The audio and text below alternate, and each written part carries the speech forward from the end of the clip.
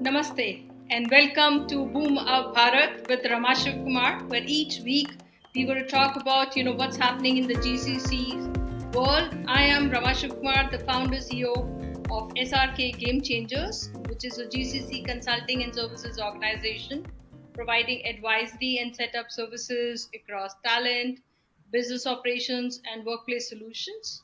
We deliver customized, high performing global capability centers that drive AI and digital innovation. We leverage the expansive, skilled talent pool, groom the next generation of leaders, and working very closely with the GCCs to make them an indispensable part of the corporations. We provide tailored workplace solutions, building technology as a core. And today we have the opportunity to basically invite a very known personality into the GCC space. And who doesn't need any introduction is Dr. Ganesh Natarajan, a visionary author and a people first strategist. His leadership at Zensar and APTECH and his contribution to NASSCOM through his leadership, the 13 books he wrote on digital transformation, leadership, and innovation makes him stand apart in the industry. He's a very passionate about developing leaders and fostering high performance culture. He continues to shape the future of global capability centers and AI driven enterprises. A very humble and a people leader. I see him getting more active each day. So, welcome, Dr. Ganesh. And may I request you to please introduce yourself to our audience? Sure. Thank you, Rama. It's a pleasure to be on your show. And just as a background, as you said, for 25 years, I ran two public limited companies. One was AppTech, which we grew from seven education centers to 1,400 worldwide. And then Zensar from 2001 to 2016, where we actually worked with many of the Fortune 500 companies, helping them to establish facilities in India and also do innovation work with us. And that was right from 2001 to 2016. Since then, I've been really working both in terms of advisory for digital services and a bunch of other areas. And that context, I think the work we do is mainly around what we call dual intelligence. I'll talk about that later, but helping people to really master new technologies, which is the technology or the artificial intelligence part of it, but also beyond that to help people to not only absorb and assimilate, but also to master new technologies. So it's a combination of skills, it's a combination of consulting, it's a combination of really working with not only GCCs, but also regular large companies in India and the US to make them successful. So I think that's been what we do at 5F World and this new entity called GTT Data Solutions. Well, thank you so much. And I do see that, Ganesh, in a lot of, whether you are in Asian Economic Dialogue Conference or you're talking about NASSCOM, I do see that kind of a contribution being made by you. So you rightly mentioned that you have, created two successful corporates, Aptex and SAR. In fact, Zensar saw a remarkable market value growth of 45% annually. So, what are the key leadership traits that service industry leader should have, and how does a service industry leadership would differ from the GCC industry leadership? See, that's a good question because today, if you really look at, for that matter, for any time, when I took over Zensar, this was 2001, and we were a very, very small company, and we already had industry majors like TCS and Infosys and Wipro. And the question we were always asking ourselves was, what is our different point of view? So when we talk about innovation, we said that look, we must take something to the world which is different from what other people are talking about. And that time we took something called solution blueprinting. The idea being that look, don't just focus on adding more programmers to your team, but add solution architecting, add what we call business blueprints, which in somebody gives you a business use case, and we can translate that into a technology solution in whatever platform of their choice. And that focus on service innovation is what took us places. In a very similar context, in AppTech, we're focused purely on business model innovation, where we said we will grow through our franchisees and not through a combination of running our own centers and running franchise centers. So that was business model innovation. So my own belief is that in every era, in every time change, and right now we are seeing a change caused by AI, caused by global economic slowdown, etc., which is why the industry growth has come down from mid-teens to 5 or 6%. But in this context, whether you're a GCC CEO building a large global capability center for a multinational, or you're building a services company out of India, it's extremely important to think out of the box. So I think the winners for the last 30 years and the winners of the future will be those who are able to talk and implement a different point of view. And that is whether we call it product innovation, service innovation, business model innovation, it's critical. And I think it doesn't matter where you are or what you do, it's an important aspect to focus on innovation. Yeah, no, I completely agree with that. And, given the evolution of GCCs from where we started labor arbitrage going back to 1994 with American Express to driver of innovation transformation, as you rightly mentioned, and and given your work on the vision communities and innovation, which is being also taught at Harvard Business School. What is your perspective on embedding innovation as a core DNA of GCCs? I know you did mention about innovation is very important. How you think innovation can be embedded into the DNAs of GCC? See, I think what is important, when if you look at the GCCs, for instance, I mean, if you look at the evolution of GCCs, and today, as you know, there are what the 1,760 plus GCCs in India, and ranging from very large ones like a UBS or a Credit Suisse or any of the large players to even the GCCs of or development GCCs of companies like SAP and Microsoft and Google, etc. And then there are also what we call the nano GCCs, which are the small ones, Yeah. which could be literally set up in a maybe in a WeWorks or a 10-seater place. But effectively, if you look at the changes that have happened, and I just had a opportunity to interact with a bunch of very senior GCC leaders, and all of us were agreed that look, it started off with what everybody would expect, cost arbitrage, because obviously the cost of doing work in India in technology, in process outsourcing, etc., is substantially cheaper than it is in the US or in Europe. But from there, I think it's quickly morphed to a lot of mission critical work is being done out of India. And although we are not a product nation as a country, I think if you look at the number of products that are being marketed all over the world and the percentage component of that which was developed in India, is going to be very, very substantial. So the point I'm making is the evolution through innovation, through new ideas, through people with tremendous skills who have come into the GCCs has been absolutely amazing. And today, 15% of our 60 million workforce is I'm saying 6 million workforce in the IT sector is coming through the GCCs. I think it'll keep growing. And while the IT industry grows maybe X percent in the next few years, GCC will grow because people have found that there is tremendous advantage in doing work out of India and doing kind of dual work, partly in their country of origin and partly in India. So I'm saying, in the NTLF, earlier this year, this week, we did see that there's a lot which is happening on the AI side, on the innovation side, which the companies are working on. Yes, of course. In fact, as you probably know, the NASSCOM Technology Leadership Forum, the first day was almost entirely focused on AI. And I Yes. think we all know that because, I mean, it is important for any organization, be it small or large or medium, or for that matter, whether it's a GCC or an IT services company, to embrace AI in all its aspects. And if I just step back a little, I mean, there's a lot of hype around AI and a lot of the question marks around whether it was DeepSeek coming in close on the heels of Stargate, of what Trump had announced, and of course, NVIDIA, OpenAI, etc. And people are getting very obsessed with the technology. But the point to remember is that where did AI emanate from? And it emanated from the need to harness large quantums of data and really make it more in terms of analytics, what used to be descriptive analytics in the past and maybe presentation layers, but to much more of predictive prescriptive analytics, which is why the AI ML story really comes in. And when you look at generative AI, which is really offering new solutions, and maybe as you go along, there'll be artificial general intelligence or AGI. What is important is not to get confused by all the jargons, but more important to be able to leverage people. So one of the things that in fact, I'm just coming out of discussion with a client where we were talking about the fact that look, at every level in the organization, people should feel a sense of mastery over technology. That it Yeah. shouldn't happen that AI becomes AGI and artificial super intelligence, and you feel kind of helpless that the technology is taking over. On the contrary, whether you're a CEO of an entity running a large GCC, any employee or any associate within the entity, we should be able to use AI for what it's worth, which is substantially accelerating information access, helping us with decision making, building actionable insights. And if that happens, and that's the conclusion that we came up with when there was an Yeah. outstanding session in NTLF on consciousness, that how do Yeah. you consciously use this technology to do very, very well in the future? Okay. And which is why I introduced the concept of dual intelligence. The dual intelligence is about harnessing the best of technological intelligence, but at the same time retaining your skills, your understanding, your consciousness to be able to leverage AI better. And I think that's where the future is. And the winners in any environment, in any walk of life, will be those who use that more effectively. Yeah.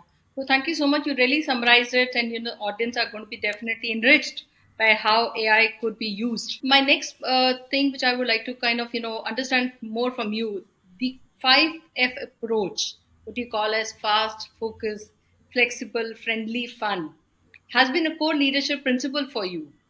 How can GCC leaders apply these principles to build a high performance global teams? See, this is something that I picked up in AppTech. Okay, when we started building the company from 200 people to where we reached, and then again, and we practiced it at Zensar. And in fact, this case study you talk about, which is regularly taught in Harvard Business School in Mhm. their course on general management and action, is called Vision Communities at Zensar. And the basic premise there was that look, at the end of the day, any intelligent human being who joins an organization, whether it's at a senior vice president level or it's a young graduate trainee level, has the right to participate in decision making. And vision communities were that. And we built it around the cultural framework of what you call five F's. And Mhm. five F's is, as you said, fast, focused, flexible, friendly, fun. And we used to go into a lot of detail on how this works because fast, we all understand. Focus, we know that without a focus or a KPI or a KRA, companies can't grow. But what was important was to be open to new opportunity. That if a client is telling you something and mentally you are operating from a producer framework which says, this is a solution I have to sell to them, it never works. So the Yeah. flexibility is to adapt your capability to meet the specific needs of the client and maybe exceed that. And friendly and fun, of course, is the culture thing because I don't think any organization, whether GCC or even for that matter, more traditional banks or manufacturing companies, can succeed in the new millennium, especially with so many Gen Zs coming to the fore, if we have this very formal kind of structure. So you can't have the yes, sir, yes, ma'am kind of culture any longer. People have to be comfortable, people have to lead based on their capability and not on their hierarchical position. So I think that's where the framework comes in, and I found it extremely useful to the extent that my platform company today is called 5F World. And in a Yeah. world where 5Fs can coexist and actually synergize with each other, I think that's the model that I would strongly advocate every leader take, irrespective of whether you're a political leader, whether you're a large government bureaucrat, or for that matter, a CEO of a GCC or a large organization. Yeah. So certainly is a framework I would advocate. I think that's a distinction we need to make where we should be able to kind of be a partner to the GCCs and talk about what's right and what's wrong rather than in terms of just saying yeah, yeah, yeah, and not play that role. That's very important. I also see that. So, and in fact, I was about to ask you about how come your new company's name is on the same which you already mentioned about it. So we do see a synergy. And you've been a member of multiple national councils, Ganesh, and you have shaped industry-wide transformations. In fact, what policy changes or global partnerships would further enhance the strategic role of Indian GCC ecosystem? It's a very good question. In fact, one of the reasons we had a meeting recently in Pune of the local GCCs was to say, what can the government do for you? See, because we are Yeah. all very proud of the GCCs. But sometimes in the pride of GCCs, we just assume that they can succeed without any support. Whereas we're finding in a place like Pune, for instance, where we do a lot of work with the local government, the municipal corporations, the mayors are all very good partners in our progress. And I use them a lot even in our social venture. But they are willing to come to the party. But I think the GCCs have to come together and associations like the CII or NASSCOM or the Maratha Chamber of Commerce in Pune are very willing to come forward. So what we're trying to do is channelize that what are the opportunity pathways for GCCs? What is it that they believe can come in their way? In some cases, it is how do you access the right academic institutions and how do you get the right people? That's obvious Mhm. one. The Yeah. second is something as mundane as how do you manage traffic coming into your GCC? Mhm. There are certain areas in all cities, including Pune, Bangalore, which get extremely crowded with dense traffic. So how do you optimize the movement of or the flow of traffic? How do we help how do GCCs help the society through maybe collaborative CSR, corporate social responsibility? Or how do they, in fact, I did that when I was in Zensar, and I remember the member of parliament asking me that, look, you guys keep asking for stuff from the government. What are you doing for the government? Which is when we started this program, which is now an independent social venture called the Lighthouse Communities.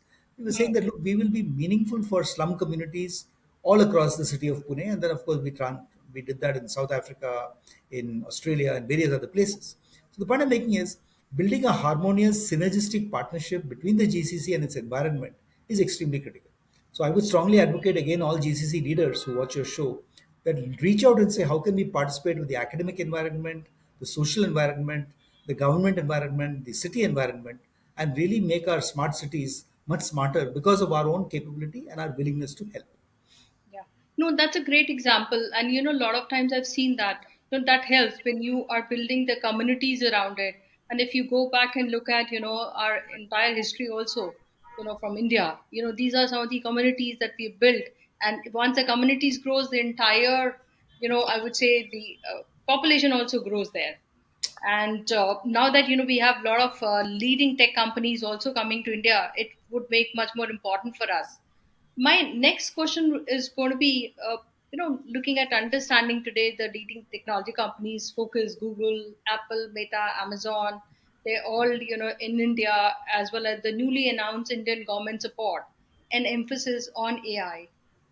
What should Indian GCCs do differently to position themselves as a preferred hub for AI first business models? I know this was also something which was discussed in NTLF. We also heard the chief minister, of Maharashtra also talk about things which the government are doing it. So, how do you think Indian GCs should position themselves differently? See, I don't think there's any need to position them. So, as I mentioned, in fact, I'm reading a book recently by the University of Toronto professor called Prediction and Power. And AI gives you the power to predict. And I think that's the main thing. So, I think in any GCC or even in a smart city like a Pune or a Bhubaneswar, for instance, the ability to predict what could be traffic hazards, the ability to predict what could be the issues faced by citizens. I mean, let's say in the great Kumbh Mela that just finished, and Yeah. all this is the power of AI. So within an environment of a GCC, let's say you employ 10,000 or 15,000 people, the prediction of look what will make maybe the employee we hire. Like we are now investing in a company called Skills Alpha, and Mhm. Skills Alpha is nothing but an AI agentic AI model which says that look we will plan or we will help a young person plan their careers. So not just an e-learning tool, but actually working with them, saying what's the career you want to build, how can adaptive learning help you to meet your career goals, etc. So I think if you use it for recruitment, you use it for learning, and you use it for career management on one side, that's the internal side. And externally, if a GCC is working with a whole bunch of semi-internal or external stakeholders, maybe in their corporate office, how do we again predict what is their requirement? How do we do that? And maybe have a team of people who are just looking at this is how I can help you as a salesperson in maybe America or Europe to do your job better. We can feed you information on time. We can give you those, what I mentioned earlier, actionable insights. So I think GCC will have to sit down and say, what is our purpose? If the purpose is just processing historical data, that's one thing, but that's a thing of the past. But Yeah. the ability to, as I said, predict, prescribe, give suggestions, and work with business leaders to make that happen, I think that will make the GCCs truly invaluable. And that same capability, as I was mentioning earlier, can not just be internal, can be external. I mean, you can build those capabilities and make it work for the city, can it make it work for the country in which you're operating? So you become a truly valuable corporate citizen, apart from being probably the most important cog in the overall organizational wheel that you're part of. Yeah, I think you rightly gave an example, which is a very live example, the Kumbh Mela, where you're talking about, almost two of European countries, the kind of people who've attended it, and everything went so well. And, the kind of things arranged using the technologies are really a very fabulous example. In fact, you also mentioned about, a lot of on the training, skilling about it. And, I also see that you being leading some of these initiatives with NASSCOM on the skilling.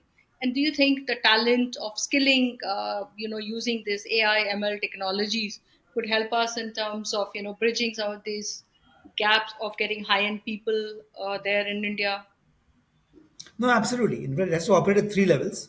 One is the quality of entry level talent, Mhm. because I mean, I keep saying that people who criticize the academic institutions for not teaching contemporary or relevant technologies are doing an injustice to them, because the purpose of an academic institution is to give you the theoretical underpinning, not industry ready skills. Mhm. So, the industry ready skills is something that people should acquire both through maybe initial boot camps and much more important through continuous learning on the job. Because today the days have gone, and if you read books like what Yuval Noah Harari wrote before he wrote this current book Nexus, there was a book called Homo Deus, which he wrote after Sapiens. And in Homo Deus, he mentioned that look, everybody has to continue learning all the time so that your skills can be relevant. So encouraging young people to say, "Hey, boss, just because you've been to an IIT or an IIM doesn't make you ready for life. Maybe it's good for the next 5 years, but do keep learning, acquire new Yeah, skills. AI is something that is changing every month. So anybody who feels that look, he or she is the master of AI is already out of date. So yeah, in that context, the continuous learning process is what is important. I mean, if you look at my own career, I did my mechanical engineering, then did industrial engineering, then many years later went on and did my PhD in knowledge management in IIT Bombay, then went to Harvard Business School. And even today, there's a quest for learning that never stops, which is why I yeah, do a lot of reading, a lot of writing, etc. And I think this is a tenet that must be followed at all levels, not only entry level.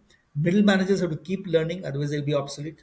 I keep mhm, telling people that if you're in your 40s and you think you've kind of been there, done that, it's not enough. If you got to work yeah, for another 15, 20 years, you've got to keep staying relevant. And particularly leaders, the ability for leaders to really understand through reverse mentoring what really motivates the Gen Zs today, how do we build better organizations using the talent and the undeniable potential of young people, all that is important. So I'm saying this is a most exciting journey, but we have to make sure that we are using technology and staying relevant all the time. yeah.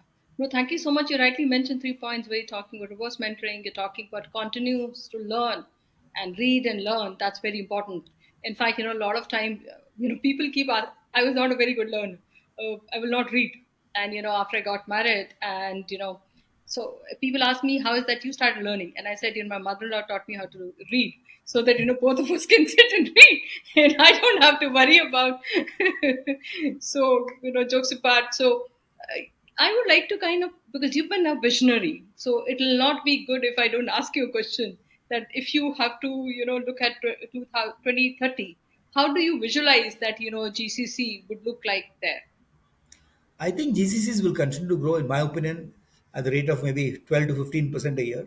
And if the industry is today growing at 5% and maybe increases to 8, 9%, you will find that GCCs are, as a percentage of value contribution to India, maybe substantially higher than they already are today. And I remember in the early days, I was helping one of the very large networking companies in California to move to India, and they set up a local center in Bangalore.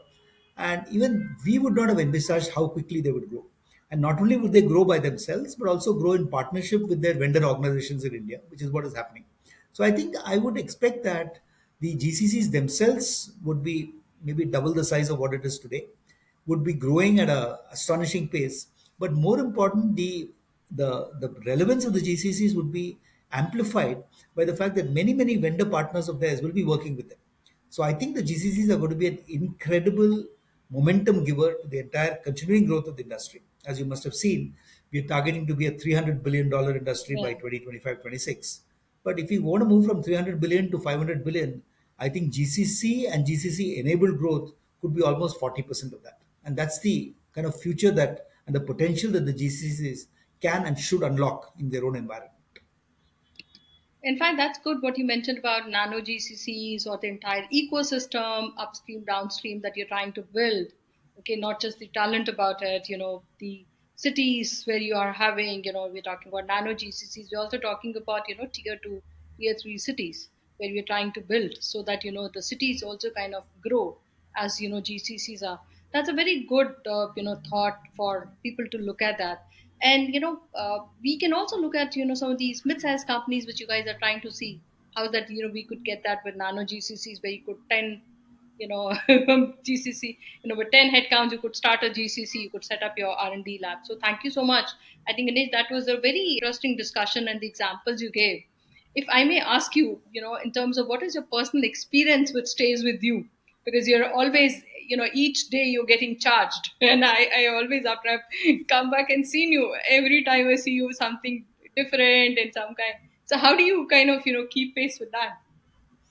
See, my mantra is that you always start doing something which you're terrible at and acquire mastery over a period of time. Like I started playing golf 2 years back, and Wow. every time I feel slightly good about myself, my wife says, "Why don't you go play some golf? It'll be a good humbling experience for you." Which Yeah. is true, because it's very easy in our industry to feel that look, oh, people respect you and you can, pretty much say whatever you want. But I think learning from people, we talked about reverse mentoring. I really believe that my best mentees and mentors are people who are in their late 20s, early 30s today. And I'm Hmm. surrounded by a lot of them because their freshness, their enthusiasm for life will rub off on you. So Yeah. that's what I'm saying. It's extremely important for a leader, irrespective of which category of leader you are, to stay humble, stay a great listener, and start learning all the time. Because I think that's what makes keeps you fresh. And I keep telling people that when they ask me my age, I said I'm 39 till I die. So 39 keeps you looking forward to 40. At the same time, you feel you're young enough to do anything in the world. So Yeah. I would strongly advocate people feel young, learn from the young, and make keep India young. That's very important. Yeah. No, in fact, I met your wife the other day, and that was very, really a honor to meet her, and also kind of learn how you guys are managing to create a lot of vision and new generation, next generation leaders. So once again, thanks Ganesh for such an enriching experience for our audience. We are extremely honored, and I also learned a lot of things, I think, which I need to go back and practice. So thank you so much for tuning into this special episode of Boom of Bharat. Don't forget to subscribe for more insights on the ideas and innovation shaping our world. If you have any thoughts or stories to share on this topic, we would love to hear from all of you. Till then, next time, namaste from Boom of Bharat. Thank you.